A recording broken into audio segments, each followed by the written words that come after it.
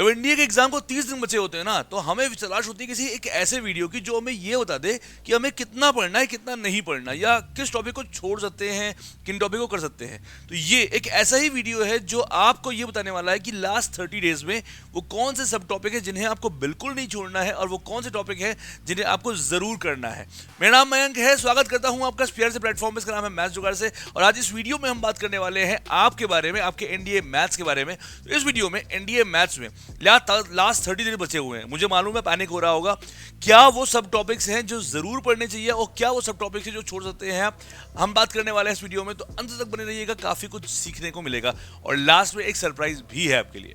तो चलो शुरू करते हैं फिर मैथ्स के चैप्टर वाइज बात करने की बारी। सबसे पहले बुलाते हैं हम यूनिट 1 को। यूनिट 1 हाजिर हो। तो यूनिट 1 यानी सबसे पहले आता है ट्रिग्नोमेट्री। ट्रिग्नोमेट्री यार एक ऐसा टॉपिक है जो कैलकुलस से लेकर मतलब मैथ्स, एनडीए मैथ्स में ना हर जगह घुसता है और अच्छे से करता है। 9, 10, 11, 12 हम लोग ट्रिग्नोमेट्री बहुत बेसिक से पढ़े होते हैं, तो हम लोग को आता भी है। आप में से बहुत सारे बच्चे ऐसे होंगे जो ट्रिग्नोमेट्री को अच्छा करते होंगे, बुरा करते होंगे, पर बहुत सीधी सी बात है, क्वालिफाई करने के 10 तरीके नहीं होते हैं, एक ही तरीका होता है। जितनी जल्दी आप वो सीख जाओगे आपका एग्जाम क्वालिफाई हो जाएगा। यानी कहने का मतलब ये है कि अगर बात करें ट्रिग्नोमेट्री की, तो इसमें आते हैं कुछ चीजें जैसे लाइक डीएनए। देखो सबसे जरूरी बात ये है यार, डीएनए ट्रिग्नोमेट्री के सिंपल क्वेश्चन जो होते हैं, put the value get the answer, simple से इस बात पे होते हैं।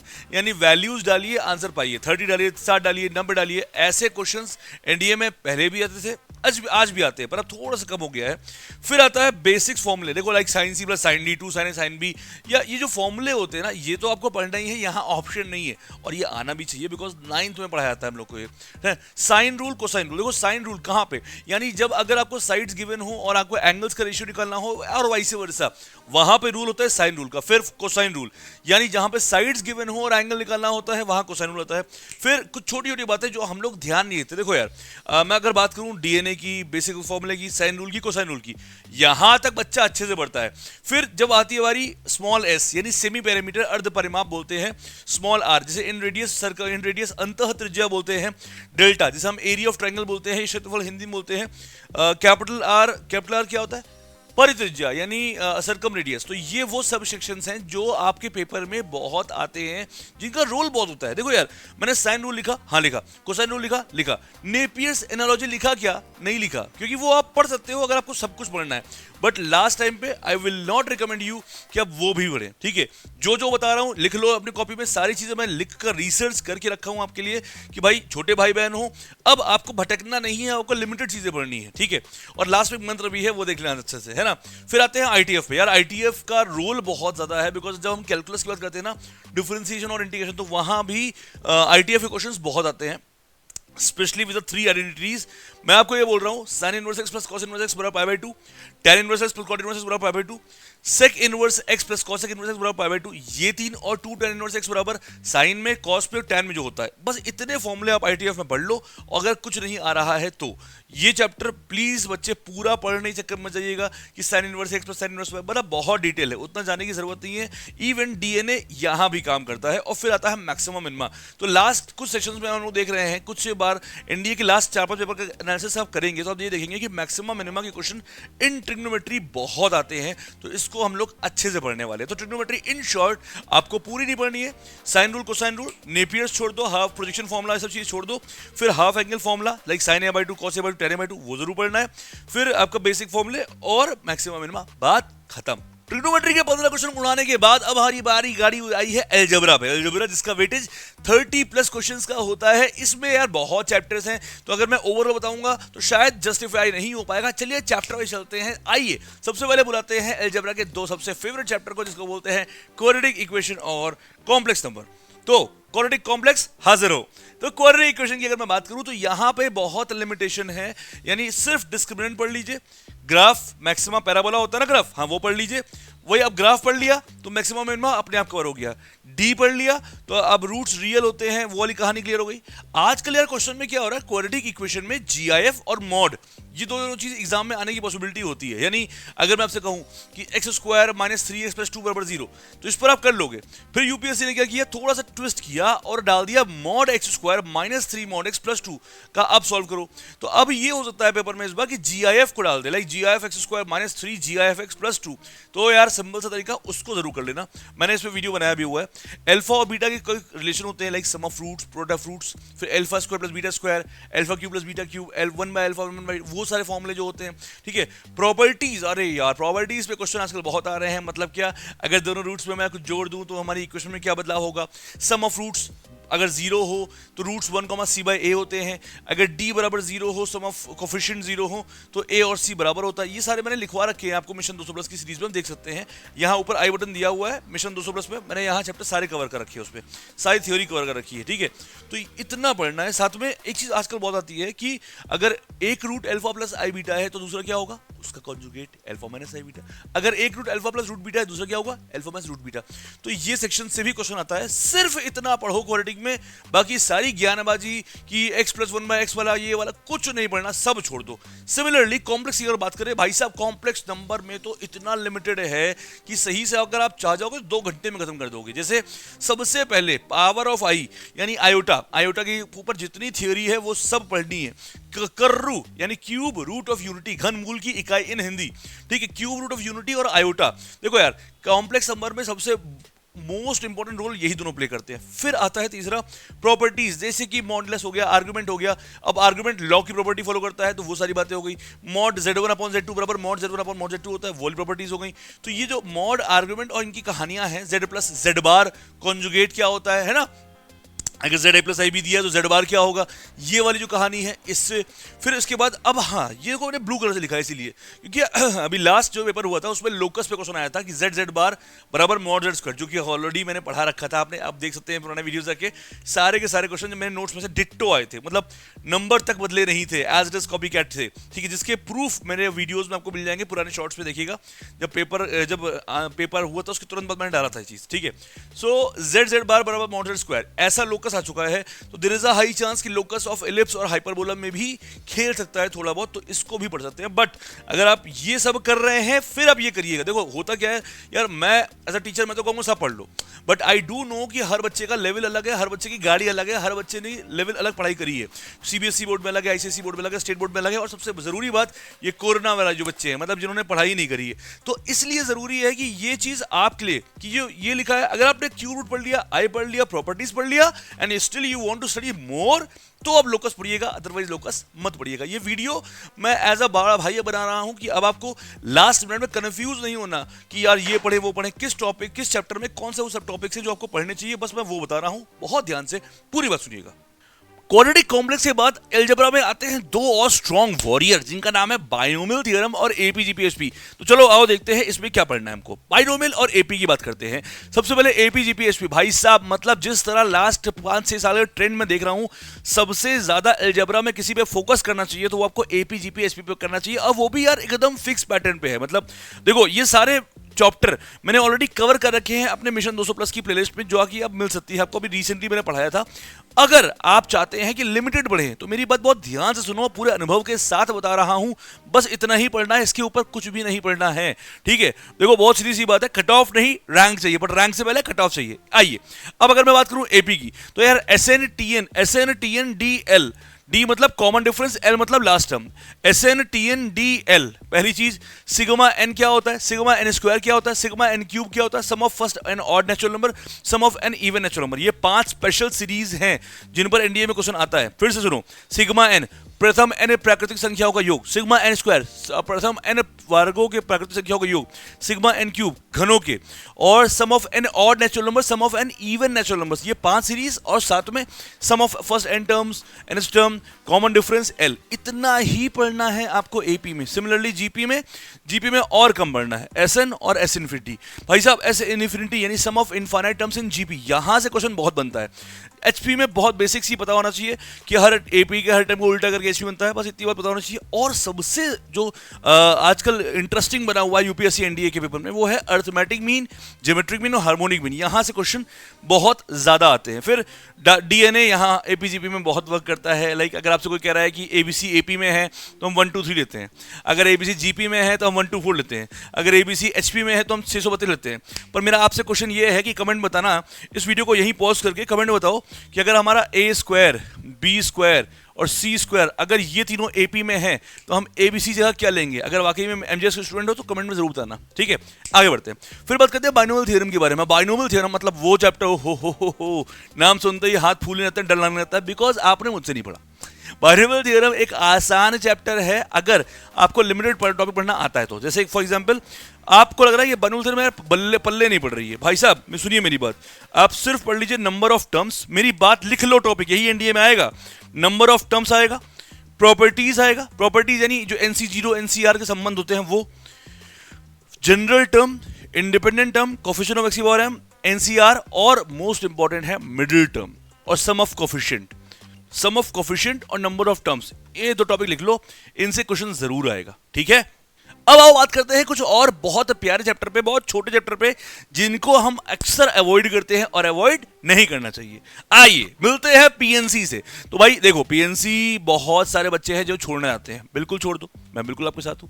मैं आखिरी में ये भी बताऊंगा आपको इस वीडियो में, बीच में भी ये भी बताऊंगा कि वो कौन से चैप्टर जो आप छोड़ सकते हैं। डोंट वरी, मैं फिर बोल रहा हूं, यहां मैं एज ए टीचर नहीं बात कर रहा हूं, टीचर की तरह बोलूंगा तो मैं कहूंगा कुछ भी ना छोड़ो, पर मैं एज अ बड़ा भाई बता रहा हूं। अभी मैं ये भी बताऊंगा आपको आगे कि कौन से वो चैप्टर जो आप बिल्कुल छोड़ सकते हैं, कोई दिक्कत नहीं है, ठीक है, विद ऑल एक्सपीरियंस। ये मतलब हवाबाजी वाली बात नहीं है, पूरे अनुभव के साथ बच्चे आप ये छोड़कर भी जो नॉन मैथ्स बैकग्राउंड से हैं, बायोलॉजी बैकग्राउंड से, उनको इश्यूज होते हैं, दिक्कत होती है, तो इसलिए मैंने वो लिस्ट भी बना दी है कि आप कौन से चैप्टर छोड़कर एनडीए क्वालिफाई कर सकते हैं। बट उसके लिए पहले अभी सुनते हैं, अगर पीएनसी कर रहे हो तो पीएनसी में यार सिर्फ आप ज्योमेट्री पढ़ लो, यानी ट्रायंगल बनाना है, लाइन बनाना है, पैरेललोग्राम बनाना है ना, नंबर ऑफ डायगोनल्स निकालनी है, हैंडशेक करना है, बस ये सारी बातें, ठीक है। एनसीआर एनपीआर की जो प्रॉपर्टी पे क्वेश्चन आता है, यानी वो लैंग्वेज वाला नहीं, सिर्फ मैथमेटिकल वाला, लाइक 52C4 इसका आंसर था यानी अरे था नहीं 47C3, 48C3, 49C3, 45, 50C3, आखिरी में सॉल्व करके 52C4 आता है, हाँ वो वाला एनपीआर।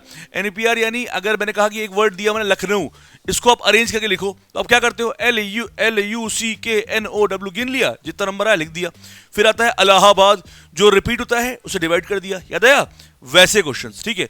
और देखो दो चीजें हैं, हम जब ये भी करेंगे ये भी करेंगे, हमको ये भी करना है ये भी करना है, दोनों करना है तो मल्टीप्लाई होता है, हमको ये करना है या ये करना है तो प्लस होता है, यानी मल्टीप्लिकेशन वाला रूल और प्लस वाला रूल, ये भी सीख लो बस, अगर करना है तो। और तुम्हें सर इतना नहीं हो पाएगा तो सिर्फ भाई ज्योमेट्री कर लो बस, ठीक है, ज्योमेट्री कर लो, हैंडशेक कर लो बस, ठीक है।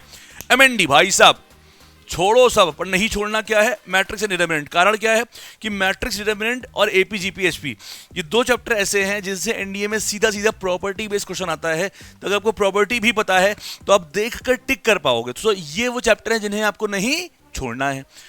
तो प्रॉपर्टीज मतलब क्या कि अगर ए बी सिमेट्रिक है, बी भी सिमेट्रिक है, तो बताओ ए बी माइनस बी ए क्या होगा। जिनको पता है कमेंट में बताना, वीडियो को यहीं पॉज करो, कमेंट में बताओ कि अगर ए और बी सिमेट्रिक हैं तो ए बी माइनस बी ए क्या होगा। वीडियो को पॉज करिए, जाइए कमेंट में बताइए और फिर वापस आइए। क्या हुआ, बता दिया, खुश हो गए, नहीं बता पाए कोई बात नहीं, कमेंट जाके चेक कर लेना, मिल जाएगा आंसर, ठीक है। तो अब जैसे ये है कि ए और बी सिमेट्रिक है तो ए बी माइनस बी ए क्या होगा। अगर मैंने आपसे कहा कि ए टी की वैल्यू आई है तो मतलब ये क्या होगा, ए स्क्वायर बराबर ए है तो क्या होगा, ए स्क्वायर बराबर आई है तो क्या होगा। इनवॉल्यूटरी यानी जितनी प्रॉपर्टी बेस्ड क्वेश्चन मैट्रिक्स के हैं उन्हें तो आपको छोड़ना नहीं है। जैसे एक प्रॉपर्टी बहुत आती है कि अगर ए कोई स्क्वायर मैट्रिक्स है, ए सी कोई कॉलम मैट्रिक्स है तो सी टी ए सी ये क्या होती है, नल होती है। तो ये सारी प्रॉपर्टी बेस्ड क्वेश्चन जो मैंने आपको ऑलरेडी पढ़ा रखा है, प्लेलिस्ट में बनी हुई है, चेक कर लीजिए, ठीक है। इवन मैट्रिक्स का अगर स्पेशल वीडियो मैंने एक प्लेलिस्ट बनाई हुई है मैट्रिक्स, जिसमें सारी मैट्रिक्स मैंने इंपॉर्टेंट पढ़ाई हुई है। ये देखो आई बटन दिख रहा होगा, अगर देना भूल गया होगा तो कोई दिक्कत नहीं है, आप जाके प्लेलिस्ट चेक कर लीजिएगा, मैट्रिक्स मिल जाएगा, ठीक है। एनीवेज स्टैटिस्टिक्स, ओहो सबसे बड़ा दर्द ये है कि आप लोगों को ये पता नहीं क्यों सिखा दिया जाता है कुछ लोगों द्वारा कि स्टैटिस्टिक्स डिफिकल्ट है। मेरी भाई मेरी बहन सुनो मेरी बात बहुत ध्यान से, एनडीए 1 2024 में अपेयर होने जा रहे हो, एनडीए 1 के पेपर में हमेशा स्टैट्स ज्यादा आता है, प्रोबेबिलिटी कम आता है, और एनडीए 2 में हमेशा स्टैट्स कम आता है, प्रोबेबिलिटी ज्यादा आता है। ये डिकोडेड चीजें हैं, आप मेरे पे यकीन नहीं कर रहे हो, जाओ एनडीए 1 2017 से लेकर 2024 तक की कहानी चेक कर लो, आपको खुद दिख जाएगा कि एनडीए 1 में स्टैट्स ज्यादा आता है। यार स्टैट्स की अगर मैं बात करूं तो एक चार्ट है, मैंने पढ़ा रखा है आप लोग को, change of origin change of scale, वो पढ़ लो, जिसमें मैंने एक कहानी बताई थी, फूफा नाराज है। तो जिनको पता है मैं किन्हें कहता हूं फूफा, फूफा नाराज है, ये मैं किसके लिए कहता हूं? अगर आपको पता है तो वीडियो को फिर से पॉज करो और फिर से आओ तीसरा कमेंट करने और कमेंट करके बताओ कि मैं किसे बोलता हूं फूफा नाराज है। ठीक है, और जिन्हें लग रहा है कि यार ये क्या चीज है, बेटा हमारी पढ़ाई ऐसी होती है, फूफा बुआ चाचा कुछ भी करके मैं आपको पढ़ाता हूं पर आपको याद हो जाता है। ठीक है, स्टैटिस्टिक्स का भाई साहब चैलेंज कर रहा हूं, अगर मुझसे तुमने पढ़ लिया तो मतलब आप छोड़ते जाओगे नहीं, आप जरूर करोगे पहली बात। और सबसे जरूरी बात, कोई भी सेट हो स्टैटिस्टिक्स का नंबर क्वेश्चन नंबर 97 होता है। 97, 98, 99, 100 यही सारे क्वेश्चंस होते हैं। तो आपको fix domain, fix question, language question, और सबसे बड़ी बात ये टाइम नहीं खाते, तुरंत देखो टिक करो। ठीक है, तो चार्ट वाला एलिगेशन एक जो मैं पढ़ाता हूँ, शायद ही एनडीए में कोई और भी पढ़ाता है, स्टैट्स पे एलिगेशन, वो भी आप मेरे वीडियोस में देख सकते हैं। बहुत प्यारा क्वेश्चन है, एक गाँव है, इतने परसेंट मेल लिटरेट है, इतने परसेंट फीमेल लिटरेट है, तो कितने परसेंट ओवरऑल लिटरेट है, इस तरह का क्वेश्चन वो जरूर पढ़ लेना। और डेफिनेशंस लाइक मीन डेविएशन क्या होता है, मैं आपसे पूछूं एसडी और एमडी में संबंध क्या होता है, एसडी स्टैंडर्ड डेविएशन और एमडी स्टैंडर्ड मीन डेविएशन, इनमें रिलेशन क्या होता है। तो अगर आप मेरे स्टूडेंट हो तो आपको याद होगा कहानी सत्यम द्विवेदी मयंक द्विवेदी वाली, और आप मुझे कमेंट में वीडियो को फिर से पॉज करके बताओगे, और नहीं याद होगा तो जाके देख लेना।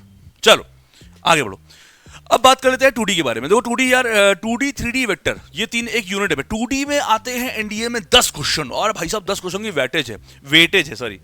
तो सबसे पहले देखो 2D को मैं डिवाइड करता हूं कुछ सेक्शंस में, like point, straight line, circle, ellipse, hyperbola, ये पूरा एक है, ये पूरा कोनिक कहा जाता है। तो पॉइंट, स्ट्रेट लाइन, कोनिक, तीन सेक्शन होते हैं। मैं एक समझाता हूँ। पॉइंट, भाई साहब मैं फिर बता रहा हूं, पॉइंट और स्ट्रेट लाइन 2D में आप अच्छे से पढ़ लो। अगर 10 क्वेश्चन आ रहे हैं तो 5 से 6 क्वेश्चन सिर्फ यहां से आते हैं, और ये डूएबल होता है।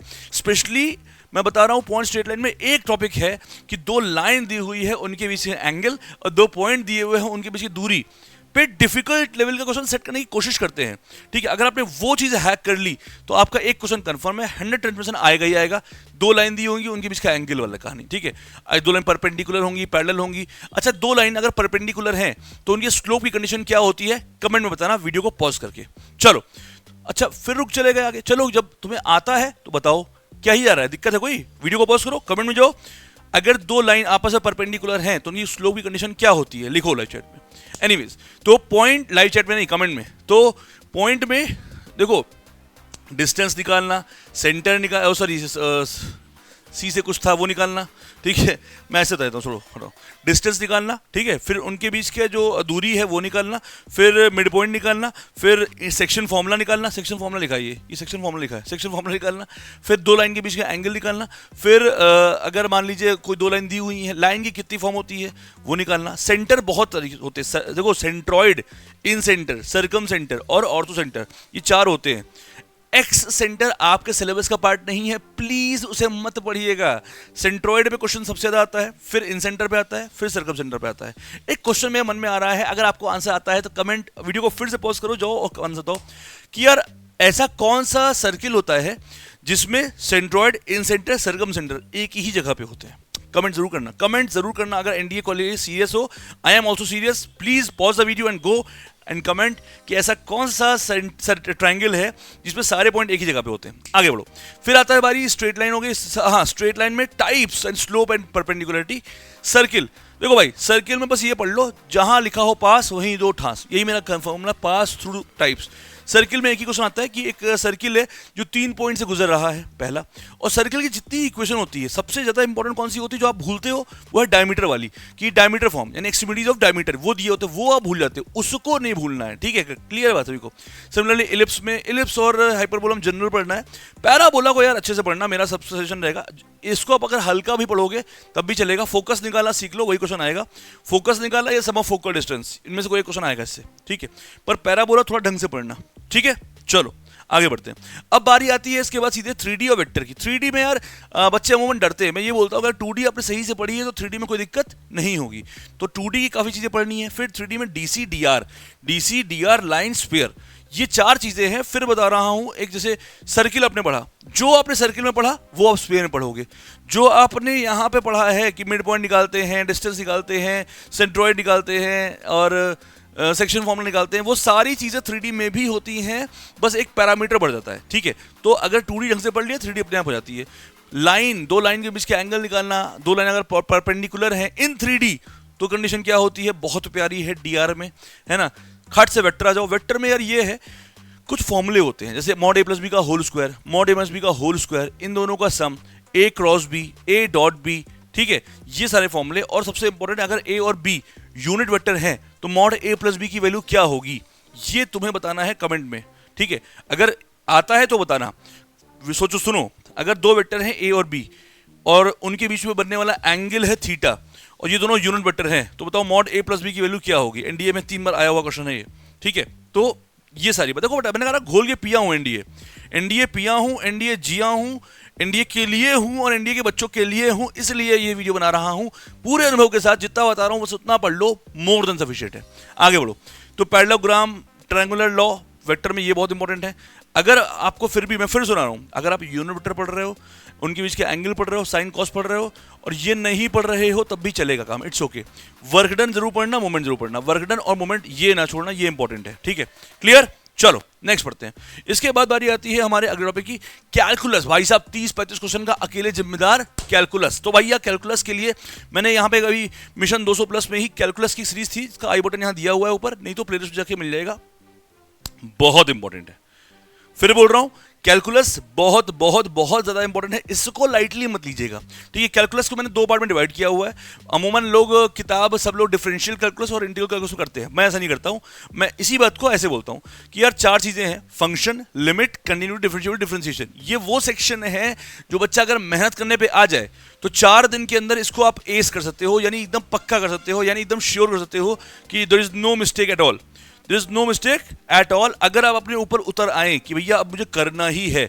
और function, limit, continue, differentiable, differentiation, ये वो सेक्शन है जहां पे आपको मैं एश्योर करता हूं कि अगर आपने सही से, जैसे मैं बता रहा हूं वैसे थ्योरी पढ़ ली और क्वेश्चन लगा लिए, तो एक भी क्वेश्चन नहीं छूटेगा। That is my promise towards you, ठीक है। बहुत सिंपल सी बात है। इंटीग्रेशन, यार इंटीग्रेशन के बारे में मैं आपको ऑनेस्टली बताऊं, अगर आप 11th 12th एनसीईआरटी से सही से पढ़े हो, क्वेश्चन लगाए हो, तो आपको इंटीग्रेशन जरूर पढ़ना चाहिए। 1 2 3 क्वेश्चन आते हैं, बट मैंने देखा है बहुत सारे बच्चे 11वीं 12वीं बिल्कुल गायब होते हैं, नहीं पढ़े होते हैं और सीधे एनडीए के लिए 2 महीने 3 महीने तैयारी कर रहे होते हैं। उनको मैं बोलूंगा कि आप इंटीग्रेशन स्किप कर सकते हैं। कारण बहुत सिंपल सा है, इंटीग्रेशन को मैं आपको पढ़ा सकता हूँ, कोई भी आपको पढ़ा सकता है, पढ़ा देगा, आप खुश भी हो जाओगे, बट वो जो अंडरस्टैंडिंग चाहिए इंटीग्रेशन के क्वेश्चन, नए क्वेश्चंस को करने के लिए, वो तभी आ पाती है जब उसमें आप बहुत अच्छे से हर टाइप के क्वेश्चन को बहुत सारे लगाते हो अपने आप। Only then you will get that confidence जो इंटीग्रेशन में जरूरत है। Is that clear with everyone? So integration के बारे में इतना ही बोलूंगा कि अगर if you are very good in 11th 12th, अगर आपने क्वेश्चन लगाए हैं, अगर आपके मास्टर ने स्कूल में, मैम ने स्कूल में डाटा मारा है और आपसे हर एक्सरसाइज के क्वेश्चन लगवाए हैं, लगाए हो, तो पढ़िए, अदरवाइज इसको आप छोड़ सकते हैं। 2 से 3 क्वेश्चन आते हैं। AUC AOD, सिर्फ इतना बोल रहा हूं, अगर आप मेरे चार्ट्स पढ़ लेंगे, AUC AOD में 2 चार्ट्स में पढ़ाऊंगा, अगर आपने वो चार्ट पढ़ लिए तो क्वेश्चन वहीं से आएगा, ठीक है। फिर बारी आती है डिफरेंशियल इक्वेशन की। अब ये चैप्टर उसी को आएगा जिसको इंटीग्रेशन आएगा, तो जो इंटीग्रेशन पढ़ रहा है वो इसको बिल्कुल ना छोड़े, बहुत प्यारा चैप्टर है। और इसमें एक क्वेश्चन ऐसा आता है जो हर बच्चा कर सकता है, कभी कभी 3 भी आए हैं, कि ऑर्डर और डिग्री पूछता है, तो वो आपको जरूर करना चाहिए। चलिए अब आगे बढ़ते हैं प्रोबेबिलिटी की तरफ। प्रोबेबिलिटी बहुत प्यारा chapter, once again, PA plus PB बराबर PA union B plus PA intersection B, PA plus PA bar बराबर 1। और फिर क्या, फिर इंडिपेंडेंट, अगर दो इवेंट हैं वो इंडिपेंडेंट हैं तो क्या होगा, मीम रूल यानी म्यूचुअली एक्सक्लूसिव और म्यूचुअली एग्जॉस्टिव रूल, ठीक है। फिर बाइनोमियल डिस्ट्रीब्यूशन, हाँ मुझे मालूम है, आप कहोगे sir where is Bayes rule, where is total probability theorem, वो मैंने जानबूझ के नहीं लिखा है, बिकॉज अगर वही लिखना होता, मुझे अगर पूरा सिलेबस लिखना होता, फिर मैं ये लिख के क्यों रखता, मैं सिलेबस खोलता बताता भाई सब पढ़ ले, तो नहीं, मैं आपको बता रहा हूं जो चीज आपको करना चाहिए वो, ठीक है। Base rule, total probability theorem नहीं पढ़ना, टोटल प्रोबेबिलिटी फ्री पढ़ लो, पर बेस तो बिल्कुल नहीं पढ़ना आप, ठीक है। इतना चीजें हैं जो आपको रिवाइज जरूर करनी चाहिए, मतलब इनको नहीं छोड़ सकते आप, ठीक है। एक बात समझो, मैं ये जो बता रहा हूं ना आपको, इसके पीछे के आधार क्या है। लास्ट 30 डेज बच्चे बैफल हो रहे हैं, यार ये पढ़ें वो पढ़ें ये पढ़ें। अब ये बता रहा हूं, ये वो सब टॉपिक है जिन्हें आप छोड़ नहीं सकते, जिन्हें आपको जरूर करना चाहिए, जिनके बिना आप नहीं कर पाओगे अच्छा स्कोर, ये बात तय है। बच्चा बोलता है सर ट्रिग्नोमेट्री छोड़ दें, अरे भाई तो ट्रिग्नोमेट्री छोड़ेगा तो कैलकुलस कैसे करेगा। अगर आप बोल रहे हो कि सर मैं एपीजीपी छोड़ रहा हूं, भाई तो अगर एपीजीपी छोड़ रहा है तो मैट्रिक्स कैसे करेगा। एपीजीपी मैट्रिक्स मिलकर आते हैं, एनडीए का पेपर में कभी चैप्टर वाइज क्वेश्चन नहीं आते, वहां पे खिचड़ी आती है। क्या आती है? खिचड़ी, और उसे आपको होता है खाना। तो समझ में आ रही है बात? तो इसलिए जरूरी है कि चीजों को सही तरीके से पढ़ा जाए। अब आइए आगे, बाइनरी नंबर 1 घंटे का टॉपिक जरूर करना चाहिए। लॉग इज लाइक असली गेम चेंजर, जिसको लोग बहुत लाइटली लेते हैं, वो पूरी मैथ्स में अलग अलग जगह पे अलग अलग लोगों के साथ मिलके आता है। 8 प्रॉपर्टी 25 मिनट का टॉपिक है टोटल लॉगरिथम, और 25 मिनट का ये होता है। ये भी मैं पढ़ा चुका हूँ, ये भी मैं पढ़ा चुका हूँ, आप देख सकते हैं वीडियोस, ठीक है। इनइक्वालिटी पढ़नी जरूरी है। अगर आप इनइक्वालिटी में अच्छे नहीं है तो अनफॉर्चुनेटली आप क्वाड्रेटिक इक्वेशन में उतना कंफर्टेबल नहीं हो पाओगे। तो इनइक्वालिटी हालांकि आप स्किप कर सकते हैं। सेट रिलेशन फंक्शन, ये एक दिन का टॉपिक है, आप चाहो तो उसे पढ़ सकते हो, और अगर आपको लीव करना है तो आप सेट को लीव भी कर सकते हो। हालांकि डुएबल है, एक बार पढ़ के देख लेना यार। रिलेशन में आपको सिर्फ एक चीज पढ़नी है, equivalence relation, reflexive symmetric transitive. उसको मेरे पढ़ाने का अपना तरीका है, आप देखिएगा, आप कभी नहीं भूल पाएंगे। बहुत ही अच्छा तरीका है मेरा रिलेशन इक्विवेलेंस पढ़ाने का, ठीक है। फिर आता है फंक्शन, तो फंक्शन आपको जरूर पढ़ना चाहिए, दोनों का ही, ठीक है। अब देखो यार, मैथ्स के वो चैप्टर जो आप लीव कर सकते हैं, जैसे कि मैं पहले भी कहा था कि यार ये जो मैं बताने जा रहा हूं, आई नो इसको लोग पता नहीं कैसे लेंगे यार, सबकी अपनी अपनी माइंडसेट होते हैं, टीचर्स फ्रेटर्निटी के, ठीक है। बट मुझे ज़रूरी है, मुझे लग रहा है कि मेरे बच्चों के लिए ज़रूरी है, तो मैं करूंगा, मुझे कोई रोक नहीं सकता, ठीक है। तो अभी जो मैं बात करने वाला हूं, ये मैं एज अ मैथ्स टीचर नहीं, एज अ बड़ा भाई बताने वाला हूं कि क्या करना चाहिए। देखो यार, बहुत सीधी सी बात है, अभी 30 दिन बचे हैं, तो सबसे पहले तो एक काम कर लो, आंख खोल लो। क्या खोल लो? आंख खोल लो। झूठ ना बोलो खुद से कि यार अभी तो हम सब कुछ कर सकते हैं। 30 दिन में सब कुछ नहीं कर सकते।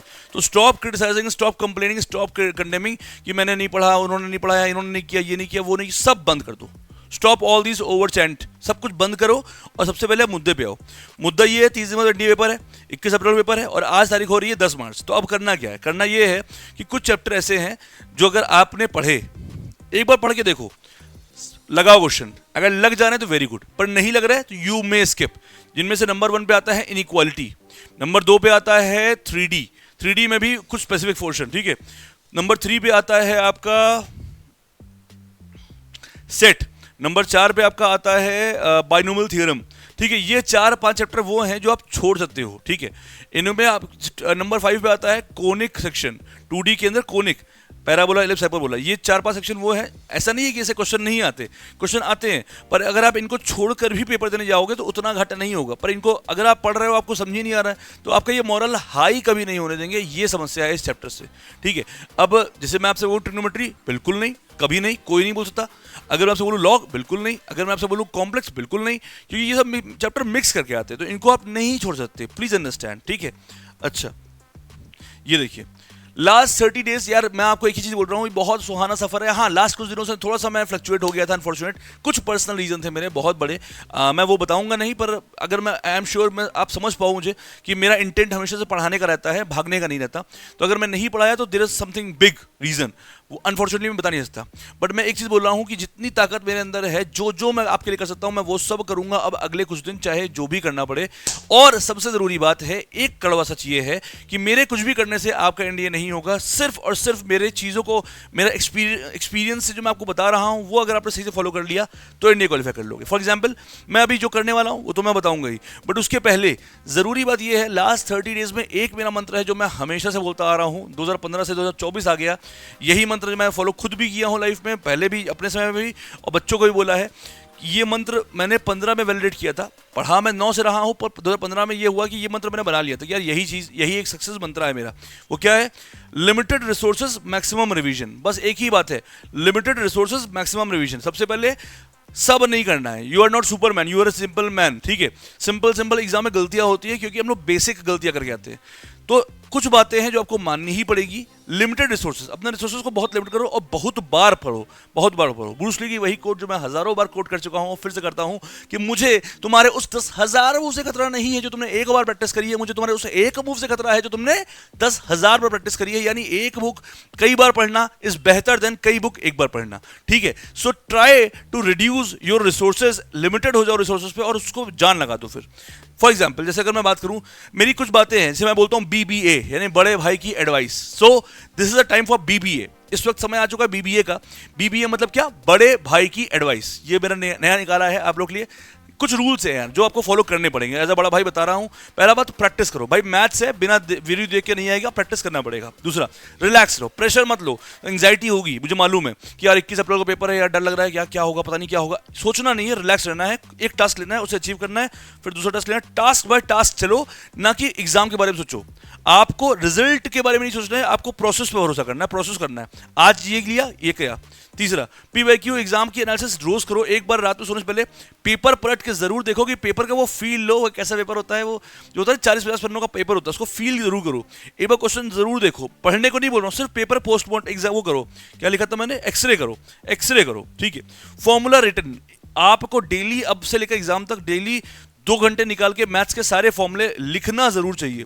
सेल्फ बिलीव, अब खुद पे भरोसा करो, ठीक है आप मुझ पे कर रहे हो, आप सब पे कर रहे हो, वो ठीक है, पर सबसे पहले आप भरोसा खुद के ऊपर करो कि भाई मैं एनडीए एस्पिरेंट हूं और अपनी पूरी शिद्दत के साथ मेहनत किया है। अभी तक मैंने मक्कारी नहीं करी, मैंने मेहनत करी है और अब भी करूंगा और 110% करूंगा या करूंगी और 110% एनडीए इस बार क्वालिफाई होगा, ठीक है। बैलेंस डाइट, अभी मैं ये भी बोल रहा हूँ, ये बहुत अजीब सा आप लोगों को साउंड करेगा, बट मेरा पूरा रिसर्च है इसके पीछे कि डाइट बहुत सिंपल रखना, बहुत कुछ बाहर का उल्टा सीधा मत खाना, घर का खाओ, सिंपल खाओ, ठीक है। और बातें बहुत ना करो किसी से, भाई भाई तेरा भाई ये कर देगा, तेरी बहन ये कर देगी, तो ये कर दूंगा, वो कर दूंगा, यार मुझसे हो ही नहीं रहा। डोंट एडवाइस, सबसे आप एडवाइस ना दीजिए ना लीजिए, एडवाइस न दीजिए न लीजिए। तो बातें बहुत कम करिए और अपने फोकस करिए अपने काम पे। यही है मेरी बीबीए आपको इस बार की, और आई एम श्योर ये जो वर्ड लिखा है यू रियली मीन इट, तू इस बार जरूर एनडीए फोड़ेगा। आगे एक मंत्र आपके लिए बहुत बड़े सरप्राइज है, वो बताने से पहले थोड़ी बहुत, बिकॉज हो सकता है कई बच्चे ऐसे होंगे जो मुझे पहली बार इस वीडियो में देख रहे होंगे। तो प्यारे बच्चों, 2009 से इस फील्ड में मैं हाईली एक्टिव हूं। मेरा नाम मयंक है और हमारी ऑफलाइन कोचिंग लखनऊ में है, जहां हमारे एनडीए के लिए बैचेस चलते ही रहते हैं। नया बैच हमारा 2 अप्रैल से शुरू हो रहा है फॉर एनडीए 2 एग्जाम। तो अगर आप सोच रहे हो कि भाई इस बंदे के नजर के सामने दिल के पास आके पढ़ना चाहते हो, तो लखनऊ में है हमारा सेंटर, आप आ सकते हैं। हमारी ऑनलाइन एप्लीकेशन भी है जिसका नाम है मैथ्स जुगाड़ से, और जिसके लिंक्स डिस्क्रिप्शन में पड़े हुए हैं। आपको मुझसे बात करनी हो, कुछ भी सलाह लेनी हो कि ऑफलाइन करें ऑनलाइन करें कैसे करें, तो ये मेरा ऑफिशियल नंबर है, इस पर आप बात भी कर सकते हैं, but only office hours, like सुबह 10 से रात 6 बजे तक ही मैं इस पे अवेलेबल रहता हूं। आपको जो भी डिस्कशन करना हो रिगार्डिंग कोचिंग आप कर सकते हैं MGS defence academy, also known as maths जुगाड़ से। और अब आती है आपके फायदे की बात। फायदे की बात यह है कि बॉस अभी आपको मैं ऑलरेडी पढ़ा चुका हूं सब कुछ, सारे चैप्टर थ्योरी पढ़ी हुई है, अब समय आ चुका है एक्शन का। अब थ्योरी का समय गया तो क्या करा जाए, अब समय आ चुका है क्वेश्चंस का। तो सबसे पहले मैं लेकर आ रहा हूं मिनी मॉक्स। मिनी मॉक्स मतलब मॉक में एनडीए पेपर में कितने क्वेश्चन आते हैं, 120, तो मिनी का मतलब क्या हुआ, हाफ, हाफ का मतलब क्या हुआ, 60 क्वेश्चन, 60 क्वेश्चंस। तो मतलब आज से ऑनवर्ड्स, कल से नहीं, आज से ऑनवर्ड 10 मार्च है और आज से ही मैं ये कैंपेन शुरू कर रहा हूं। तो अगर आप चाहते हो, ये सही दिन है जुड़ने का मेरे साथ, क्योंकि मैं पूरी तरह से तैयार हो चुका हूं, अपनी सारी समस्याओं को रख के ब्रैकेट में कर दिया हूं 0 से मल्टीप्लाई, और आ गया है तेरा भाई एनडीए क्वालिफाई करवाने, पूरी तरह से, पूरी ईमानदारी से, पूरी शिद्दत से, पूरी मेहनत के साथ। अब मैं जुटने वाला हूं आपके साथ फुल फोकस के साथ। तो 10 मार्च यानी आज से ऑनवर्ड 10, 11, 12, 13 रात 8 बजे से, कितने बजे से मैंने टाइमिंग अपडेट कर दी है, रात 8 बजे से आज से डेली आऊंगा मैं। और चैप्टर्स कौन से लाऊंगा मैं, आज लाने वाला हूं स्टैटिस्टिक्स, वही फूफा का जुगाड़ जो बताया था। हाँ, आपको करना बस ये है कि इस क्लास में आने से पहले मेरे स्टैट्स का वीडियो देखकर या आपने नोट्स बनाए हो उसको देखकर एक बार पढ़ लीजिएगा। यहां पर 60 क्वेश्चन लेके आऊंगा, जिनमें से 20 और 40 का रेशियो रहेगा। 20 क्वेश्चंस पीवाईक्यूज होंगे और 40 क्वेश्चंस नए क्वेश्चंस होंगे जो आपने शायद ना देखे हो, ना किए हो। तो पहले 40 वो करवाऊंगा, फिर आखिरी 20 आपसे करवाऊंगा, और इस तरह होगा हमारा एनडीए क्वालिफाई। तो फिक्र मत कर मेरे भाई, तू भी करेगा एनडीए क्वालिफाई। स्टैट्स प्रोबेबिलिटी 11 मार्च यानी कल। तो ये जो प्रोबेबिलिटी में क्वेश्चंस करवाऊंगा, इसकी पीडीएफ आपको शाम 4 से 5 बजे के बीच में मिल जाएगी। इसको एक बार आप खुद भी सॉल्व कर लेंगे और फिर मैं रात में इसको सॉल्व करवाऊंगा। Followed by 12 March limit, followed by 13 March continuity differentiability, और ऐसे ही करते करते पूरी मैथ्स को हम लोग विद इन 20-25 डेज पूरा अच्छे से डिवाइजन कर लेंगे। समय आ चुका है, अब लास्ट 30 डेज भटकना नहीं है, एनडीए क्वालिफाई करना है। 10, 11, 12, 13, 14, 15 सब लिख सकता हूं मैं, पर मैंने 15 मार्च तक का शेड्यूल आपको दे दिया है। मैं आपका 15 मार्च तक पूरा, ये आपका कैलकुलस वाला पार्ट है, कैलकुलस से पहले मैं क्या कर रहा हूं, ये प्रोबेबिलिटी है, स्टैटिस्टिक्स है, ये सारे के मिनी मॉक्स करवा दूंगा, जिसमें मैंने बता दिया 40-20 का रेशियो रहेगा। 40 क्वेश्चंस नए क्वेश्चंस जो मैं पहले करवाऊंगा, फिर लास्ट 20 क्वेश्चंस जो आप करोगे, तो आपको आएगा असली कॉन्फिडेंस। बस एक ही काम करना है, हर लाइव को जुड़ने से पहले एक बार उसकी थ्योरी चाहे मेरे वीडियो से चाहे अपने आप रिवाइज जरूर करना है। थैंक यू सो मच, जुड़े रहिए, पढ़ते रहिए। कोई भी जानकारी हो हमारे नीचे दिए हुए नंबर पे कॉल कर सकते हैं। Thank you so much. अगर ये वीडियो अच्छा लगा हो तो प्लीज कमेंट में जरूर बताइएगा। और भी कोई समस्या हो फिक्र मत करो, मैं हूं यहां पे, कमेंट करो, आपके कमेंट का रिस्पॉन्स मैं जरूर दूंगा।